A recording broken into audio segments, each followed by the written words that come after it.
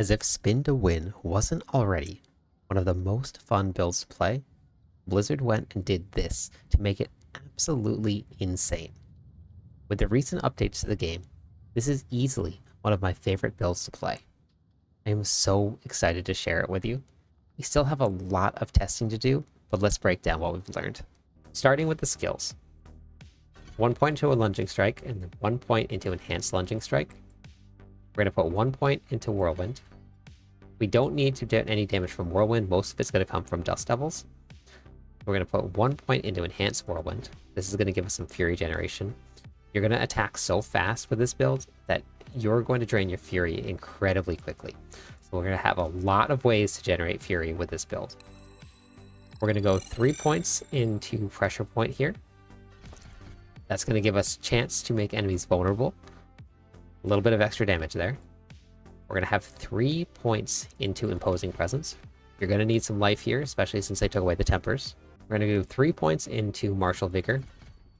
That's going to give us 12% damage reduction from elites. 1 point into Rallying Cry. We're going to go all the way down through Strategic Rallying Cry. This is going to be our main source of Fortify generation. We're going to do 3 points into Swiftness. With a Whirlwind build, you want to be moving as fast as you can. The goal of this build is to eventually be able to stack 250% movement speed so that you do not lose any movement speed when you are tapping or channeling Whirlwind. With this, tapping Whirlwind is still better, but we'll talk about that when we get to the gameplay loop. We're going to do 1 point into Warcry, all the way down through Power Warcry. When we're running through any of the dungeons, when we have more than 6 monsters, especially if you're doing Infernal Hordes, there's always a massive amount of monsters. This is going to give us an extra 10% increased damage. We're going to do 3 points into Booming Voice for some shout duration here. And we're going to do 3 points into Raid Leader. This is going to give us 3% healing per second. 3 points into Guttural Yell. So anytime that you shout, any monsters that are around you are going to deal 12% less damage to you. We're going to need all of the damage reduction that we can get here. We're going to do 1, 2, 3 points into Charge. Charge makes you unstoppable. But the way that this works is that we're going to be running an aspect that anytime that we become unstoppable, we gain movement speed. So anytime that we charge, when we're not unstoppable, it's going to give us extra movement speed. We're going to do 3 points into Aggressive Resistance. And then we're going to do 3 points into Prolific Fury. This is going to give us additional Fury generation, so 18% while berserking. One of the aspects that we're going to be running here will make sure that we are berserking 100% of the time, so no matter what, we have that 18% Fury generation. We're going to go 1 point into Thick Skin. We're going to go 3 points into Counteroffensive. And up here, we're actually going to be taking Iron Skin for this build. The reason that we're taking Iron Skin for this build is that when we use this in conjunction with one of the aspects, this is another source of unstoppable and additional movement speed. Coming back down, we're going to do 3 points into Call of the Ancients. Call of the Ancients gives you a 20% increased attack speed bonus and 25% increased damage. You have the option here of running Wrath of the Berserker. It will give you more sustainable damage, but with some of the gear that we're running, we have a very, very short cooldown on Call of the Ancients versus Wrath of the Berserker. We're going to do 3 points in the Duelist. With this build, we're going to be running Dual Wield. So this is going to give you a 9% increased attack speed while you're using a one-handed weapon. We're going to do 1 point into Tempered Fury, just so that we can unlock Invigorating Fury.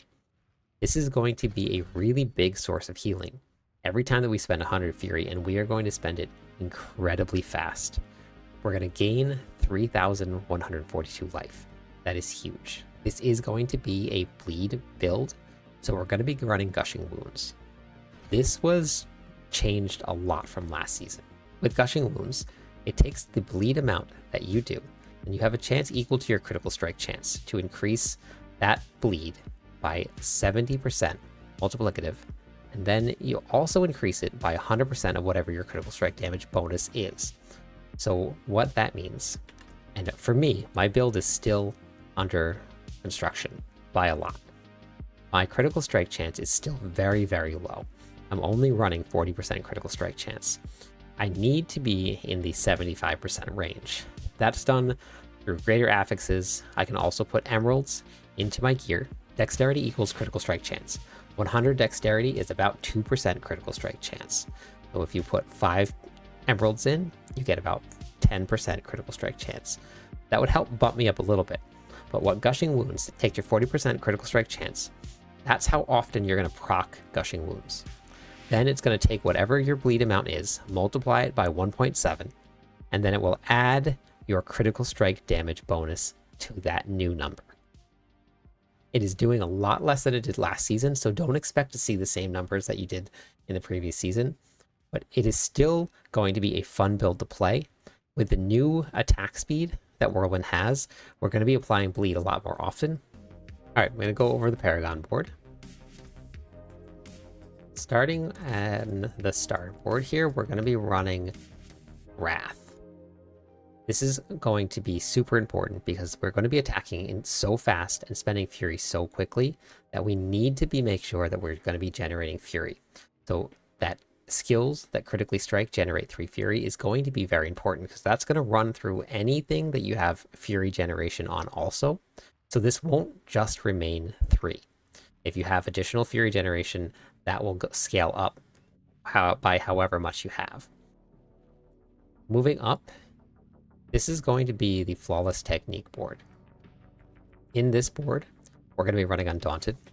We did lose some DR this season, and if you're not running something like the Materials Might, this is going to be very important to have a little bit of DR mixed into your board. Undaunted gives you 10% damage reduction while you're fortified. And if you remember in the skill tree, we took your Rallying Cry to make sure that we had Fortify up all the time. The next board that we're going to be running is going to be Blood Rage node. In this node here, killing a bleeding enemy has a 10% chance to grant Berserking. We do not need this portion anymore, which is actually kind of crazy to see. The part that we do need is that 10% of your damage while Berserking bonus up to a maximum of 30% gets converted into a multiplicative number. What that means is when you look at your stat line, I have 300%. 10% of that becomes multiplicative. That 300% is additive. If you go over this number, and I'm going to go over the number because as I masterwork my gear, I'll be gaining more. That is okay, because it's still damage that's getting added to your line. It's just not multiplying anymore above 300. Inside your Blood Rage node, you're going to be running Ambidextrous. Because we're running a dual wield build, we're going to be doing 8% multiplicative increased damage while wielding a one-handed weapon. The reason that we put a glyph like this into a board here, the 125% bonus to magic nodes are these blue nodes here. Because we have so many active, a glyph like this in this board makes a lot of sense. Moving up, we're going to go into the Warbringer node. In this board, we're going to be running Exploit. We are going to be running a bleed build, so we're going to be running something that is going to take our vulnerable damage and it's going to convert it into a multiplicative number. It also gives us vulnerable damage to enemies for 3 seconds. It can only happen once every 20 seconds, and that's why in the skill tree, we took Pressure Point. This Pressure Point makes your core skills have a chance to make enemies vulnerable. This gives us vulnerable damage, which is going to convert to a multiplicative number, and we'll get to that later on in the board, and then also gives us an additional source of vulnerable damage. Coming down, we're going to go into the Decimator board. In the Decimator board right here, each time you make an enemy vulnerable, you gain 10% increased multiplicative damage for 5 seconds. Overpowering a vulnerable enemy grants an additional 10% bonus for 5 seconds. Problem here, Whirlwind does not overpower, but we are running Charge. So we will occasionally see this additional 10% bonus here. In this board, we're going to be running Ire. This gives us damage while berserking bonus, which, as we talked about, that damage while berserking bonus gets converted into a multiplicative number. And then while berserking, you take 10% reduced damage from elites. We are always berserking 100% of the time. So we're always going to have that 10%. Coming up, we're going to go into the Carnage board. While berserking, Remember, we're always berserking. Critical strikes increase your attack speed up to 16% for 6 seconds. We want maximum attack speed. The attack speed bonus is very weird how it works. There's 2 different lines of attack speed.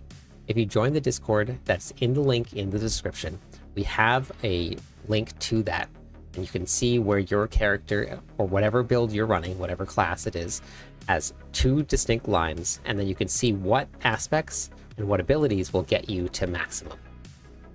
In this board, we're going to be running Twister Glyph. This is going to give us additive damage to Dust Devils, and any time that you use a Dust Devil for 4 seconds, you gain 13% increased multiplicative damage. Moving up, we're going into the Weapon Master board. In this board, we're going to be running Martial. Anytime that you use a shout, it's going to help reduce the Iron Skin cooldown and your charge cooldown. Those are all going to be sources of Unstoppable. Unstoppable is going to give us movement speed, and it's also going to keep us from getting stunned, frozen, crowd control, whatever it is that's out there. And the final board that we're going to be running a Hemorrhage. This is exactly like the Blood Rage node. This is going to take your vulnerable damage bonus. Then it's going to take 15% of that, and it's going to give you that as a multiplicative number. This now caps out at 45%. Last season, it was uncapped. We are just stacking as much vulnerable damage as we can.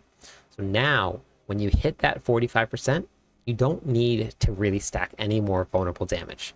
You can put that damage into something else that's going to give you a multiplicative number, and whatever the highest additive damage bonus is. If you end up running a Grandfather, critical strike damage is going to be that number for you. That's the Paragon board. Let's go over the aspects, affixes, and all of the tempers that you're going to need to make this build run. All right, let's go over the gear. Starting with the helmet, we're going to be running Iron Warrior. This is going to be a great source of Unstoppable, which later on we'll get into how that's going to affect our movement speed, as well as up to 35% damage reduction. For the affixes, we're going to be running Max Life, Fury per second, and Armor. The Fury per second is going to be incredibly important for this build. If you don't stack Fury per second, this is going to feel pretty hard to play, especially at a high level. We're going to spin so fast that we're going to spend that Fury incredibly fast. For the tempers, these are not the ideal tempers this item bricked, but what I wanted to run was Barrier Generation and Iron Skin cooldown reduction. For the chest piece, we're going to be running Fortress. Every 10% life you are missing, you gain up to 5% damage reduction. This can be pretty big.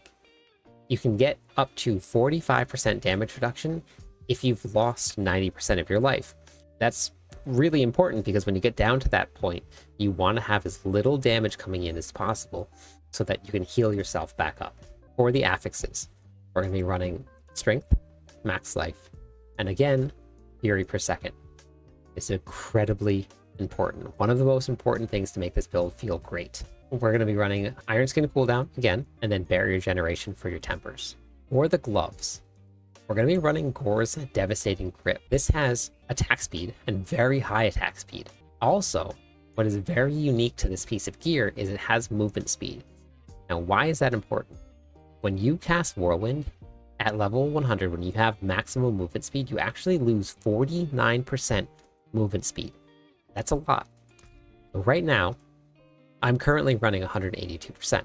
I'm going to drop all the way down to about 140 as soon as I tap the Whirlwind button. Having movement speed everywhere and getting up to about 250% movement speed guarantees that you will fly through this game at 200% movement speed. So having it on the gloves, where you normally never do, is very, very fun.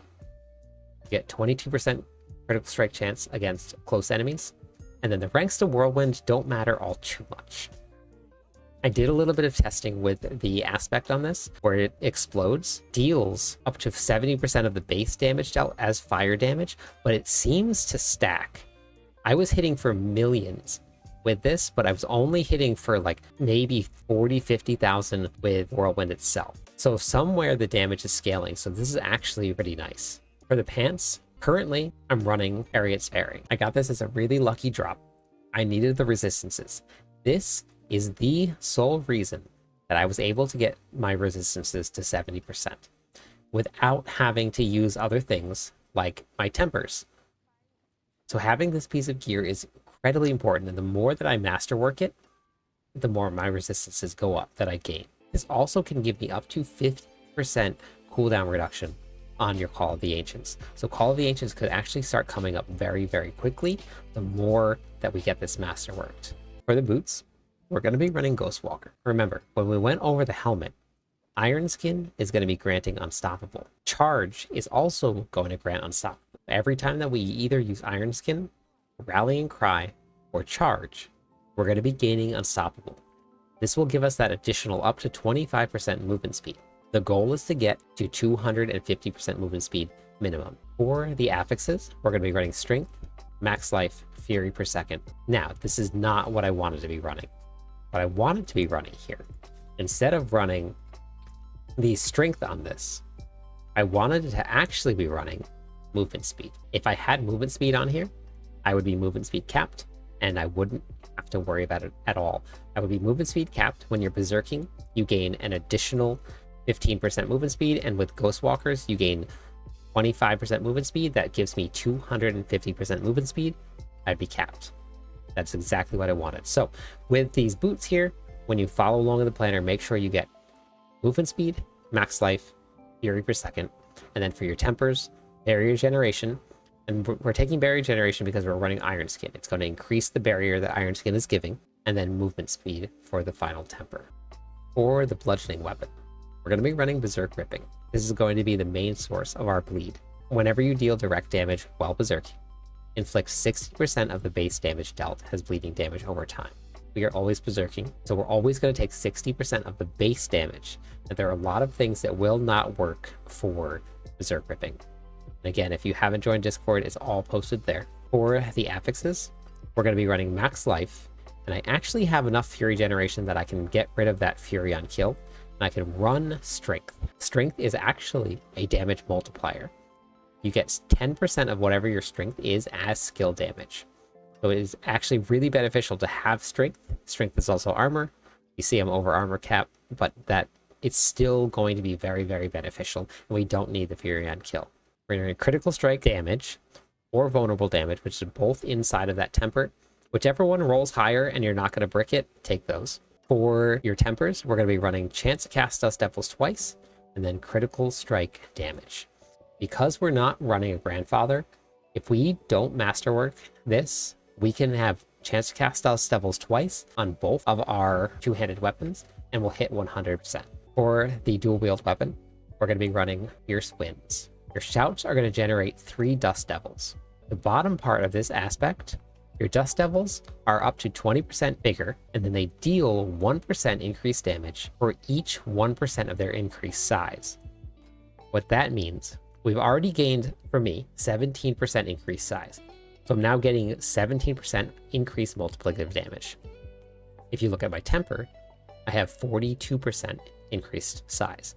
That means an additional 42% multiplicative number to how much damage our Dust Devils are doing. So that's why we're running size instead of damage. The damage on your tempers is actually an additive number. The Dust Devil size gets converted into a multiplicative number. So when you're running this right here, that's where you want to make sure that we're running this, because that's going to give you that additional damage instead of just adding to your big thing.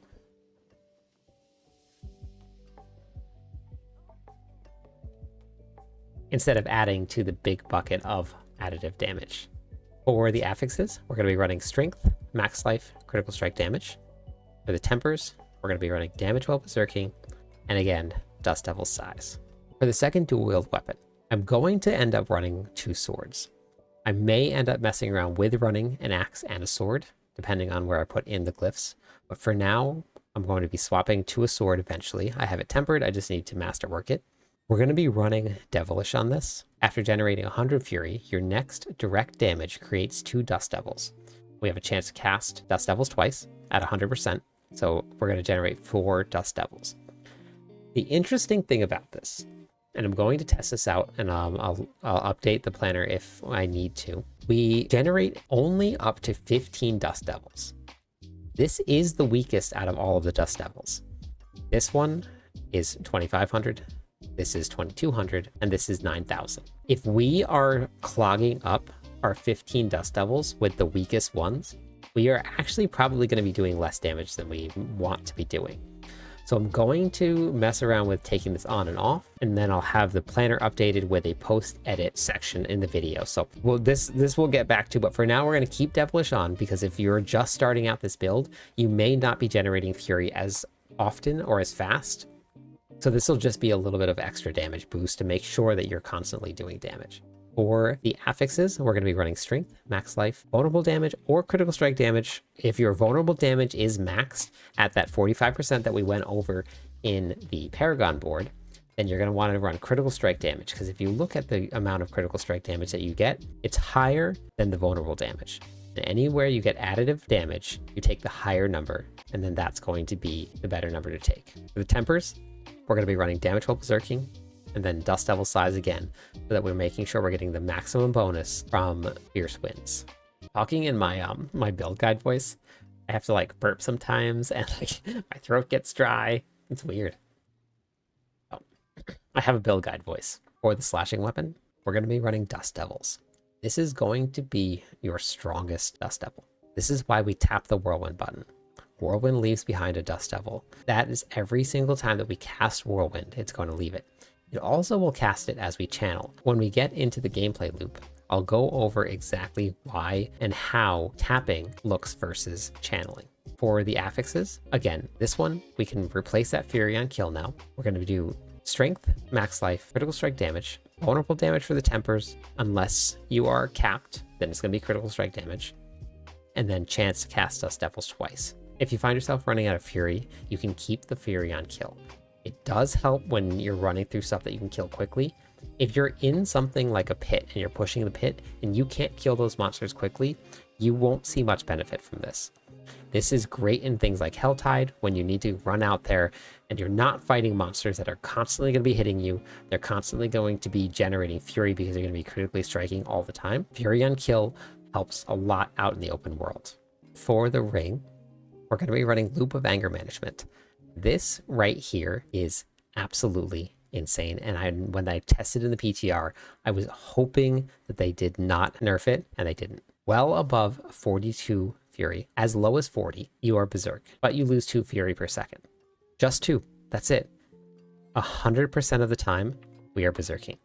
It never goes away. It is amazing. So that gives us a 25% increase to damage and 15% movement speed all the time. We're running all of this Fury per second. That means that we are always going to have max Fury, and we are always going to be having Berserking up. This is brand new. I'm so glad they didn't nerf it. It's amazing. For the affixes, this ring is not what I want. I actually want to be running attack speed, critical strike chance, critical strike damage. For the tempers, we're going to be running damage while berserking, and I did want the resource cost reduction. I don't have the Ring of Starless Sky. The Ring of Starless Sky would give me a 15% reduction on the cost. Right now, I've gotten my Whirlwind down to 18 per second. This really helps the generation that we're getting from the Fury per second, because now we're only spending 18 instead of the 25 that it normally is. We cast Whirlwind so fast, and if you haven't seen the new Whirlwind, wait until we get to the gameplay loop because it's insane. For the other ring, we're going to be running Vocalized Empowerment. Again, additional Fury per second, because we have to do this.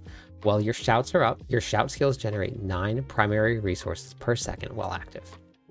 This is why you don't want to spam all your shouts. If you spam Rallying Cry and War Cry at the same time, that's going to leave you 17 seconds without this aspect up. If you use one at a time, it's going to meter the amount of resources that you're generating over a longer period of time. So make sure that you have shout management as you're running through this. This is a very big source of Fury generation.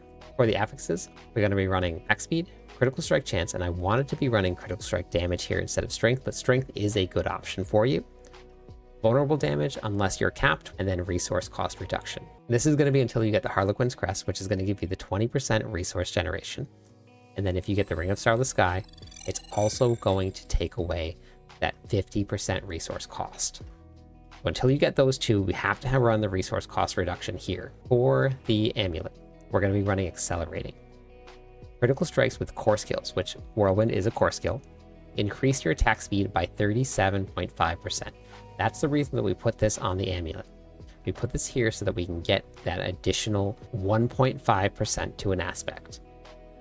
We want to be running as much attack speed as we possibly can stack on this, which is why for the affixes, we're going to be running attack speed, critical strike chance, movement speed. For the tempers, Warcry cooldown or Brawling cooldown. Brawling cooldown will cooldown Warcry and charge, and then movement speed as well. That is all of the aspects, affixes, and tempers. For the gems, this is going to be based around where your character is at, depending on your resistances and your armor. That's why I only have one diamond in here. I have skulls everywhere else to make sure that I got over this. You're going to play this how it feels on your character. I'm running life gems right now because that's the only way that I'm going to be able to maintain about the life that I want to maintain. Later on, when I get all of my affixes switched over and like I have life here, eventually we can swap these out to strength gems or to dex. It's all going to be based on where your character is at, not what you're looking at on the screen. So follow the planner, figure out where you're at, but make sure you get 70 resistances unless you're running Tyrio's Might, and then make sure that you're running at least 9,230 armor. For the expertise, we're going to be running two-handed axe. How the expertise works, you don't actually need to be using the two-handed axe in order to get the bonus. That's what doing the Barbarian quest does. I still need to go level up mine. You can actually level them up in the training grounds. If you go to the dummies in Kyovashad, which is where we're going to head to next, you can hit the dummies with whatever weapon it is, and it will level them up for you. The best way to do it, put on Whirlwind, equip the weapon, and spin on multiple targets, and every single time you're hitting, it's going to level this up. This is going to give us up to a 10% increased multiplicative damage number against vulnerable enemies. For the weapon assignments, we're going to be running dual wield for your Whirlwind. You're going to either run a slashing weapon or a bludgeoning weapon. We're going to head over to the training grounds. I'm going to show you what the gameplay loop looks like. We're here in the training grounds. A couple things before you even start moving. This is your berserking from your anger management aspect. It is always up, it's always refreshing, and we're always at max fury because of all of our fury per second. It just generates, so we're never have to worry about having to find a way to start off getting fury. I'm going to show you the difference between tapping and then holding Whirlwind down to channel. We want to be running as much attack speed as we possibly can, so we're going to be running the elixir that gives you attack speed and lucky hit chance. That's going to put our attack speed up to 68%. Once we start attacking, we're going to gain an additional 37%. And then we also are going to be getting the carnage bonus up to 16%. So we're going to have very, very, very high attack speed. We also will be gaining that 20% increased attack speed bonus from using all of the ancients. Once everything is up and running, it is going to be so fast. But this is what it's going to look like. We're going to start off by tapping. We're going to pop Rallying Cry first for the extra movement speed. Then we're going to pop Warcry, all of the ancients. And you see how fast you spin. We'll just spin out in the open just so you can see it. It is incredibly fast. The fury generation stays maxed here. And that's just when we tap it. So if you watch that as you go, you just tap the button, and the smoother you can get that tap down, the smoother you move. When we're just holding the button down first, watch the amount of dust devils that are going to be spawning. When you're watching this video, you can rewind it and you can play it back. You can see just how much less dust devils are being spawned. So we're going to use this here, and we're going to pop everything. The movement speed is still fast. We're still spawning quite a lot of dust devils because we're going to be using anger, because we're going to be using devilish. This is the weakest one. We take this off and we put this on here while we're channeling.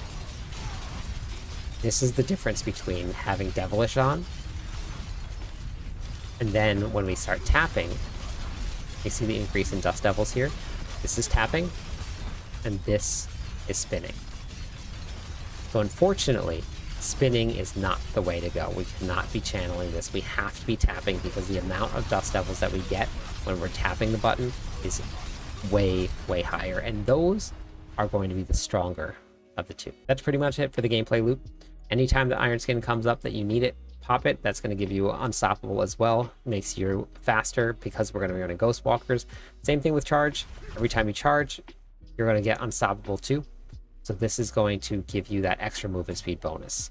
What unstoppable looks like when you use Rallying Cry, these little chains above your head, that is your unstoppable bonus. It's the only place that it tells you.